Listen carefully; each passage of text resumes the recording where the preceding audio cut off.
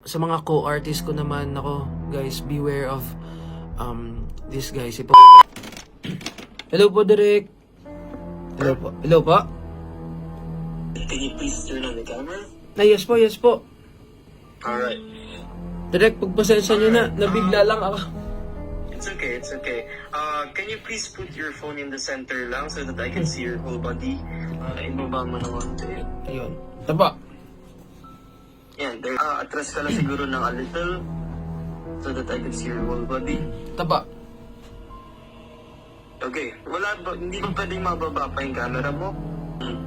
Iurong mo yung camera mo sa front mo. Like, ganito. Yan, ganyan. Sige, sige. Yeah. Hindi ka maging uncomfortable. Private place naman, mag-isa lang, walang tao. Yes, yes, yes, opo. Okay. Sit properly, please. Okay. So, Jeremiah, ba't tumitingin ka sa gilid mo? May tao ba? Wala po, wala po. Wala naman. Okay. Alright. Yung ilaw, alam ko. Sige. Actually, we're already finalizing the cast. So, pinaka-usapan lang ko ni Annette nung isang araw pa nga actually. Sabi niya, hintayin natin, baka mag-respond yung hinihintay niya ng artist, which is you. So, that's why I told her that, yeah, I'm open naman and pwede naman natin ihabol sa casting call. And malaking tiwala sa ni Annette kasi actually, kilala mo ba of course, Joy, Miss Joy of Sparkle? Yes, yes, opo, opo. Dati ko po siya manager, actually. Nag-usap sila. Actually, si Miss Joy ang sabi sa akin na baka parang hilaw pa daw. So, open naman and willing, daring scene and, being outside of the box, then, we can do that. Like, there's training for that, there are workshop for that. So, you just have to do your best in audition casting call. It will be a big break for you na it will be more, visible to a lot of audiences and maybe, it will open a lot of opportunities to you. Jeremiah, this film kasi, it's gonna be submitted in Tokyo International Film Festival. Entry siya of the Philippines for International Film Festival. Medyo, hindi lang medyo, I mean, super sexy, super daring talaga. And, yun, isasubmit siya as an entry, so of course, we have to do our best. Okay?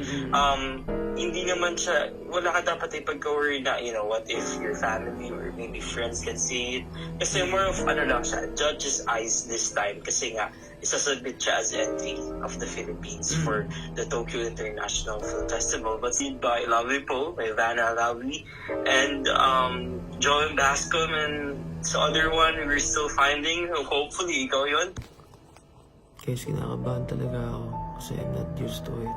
Medyo may weird feeling lang ako about this dahil nung nakausap ko siya, pinakinggan ko yung boses, pinakinggan ko yung original na boses ni Direk Jun Lana.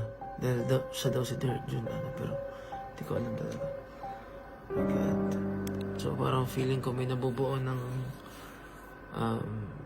fury sa utak ko na nadali ako ng mga, alam mo yun, mga gumagamit ng mga names sa GMA. So, ginamit pa nila si Miss Annette, ginamit nila si Miss Joy Marcelo, ginamit nila si Direk Jun Lana. And guys, chinat ko si Direk Jun, di naman nagre-reply. So, I mean sa Instagram. Itong lalaki na to, he was asking me to parang maghuhubad daw, ganyan. Well, kung totoong audition naman, gagawin natin yun. Pero kung baga, medyo nasa sketchy ako. Dahil hindi siya nagpakita. Tapos ako lang yung nasa camera. Pinapalayo niya ako. Ganito. Dami niya pa in-explain. Lahat ng opportunities as much as possible. Gusto kong i-grab. Yun, nakakalungkot lang na may mga ganong tao. Knowing na parang feeling ko gusto nila ibenta yung ganong klaseng video kung ano man ipapagawa na sa akin. Kasi daring role daw. Ganito.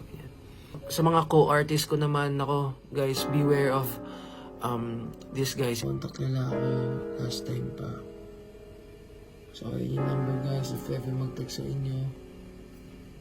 Binigay niya pa yung number ni, kunyari ni Direk Jun Lana. God, hindi ko alam kung totoo to o hindi. Sobrang imposible na mag-chat saan si Miss Annette Coulson. Dahil, wala lang, parang feeling ko sobrang imposible lang. Sobra akong dinapuan ng anxiety. Hindi ko alam kung paano ko i-approach yung gano'n. Ang feeling ko na patunayan ko na sana parang scam siya dahil talagang pinapower trip nila ako. Sinabi niya dito na makakarating to sa senior manager and handler mo, manda ka. Tapos meron pa sinabi aka Direct Junlana na, are you even crazy? Can Annette goes on one of the bosses of Jerry can message you? Well, may punto rin no? Pero para sa akin, wala akong assurance na hindi siya nagpakita. First, hindi siya nagpakita. Pangalawa, yung bosses nila, Direct Jun na original sa Direct Jun na dito sa nagde-direct, kunyari, iba.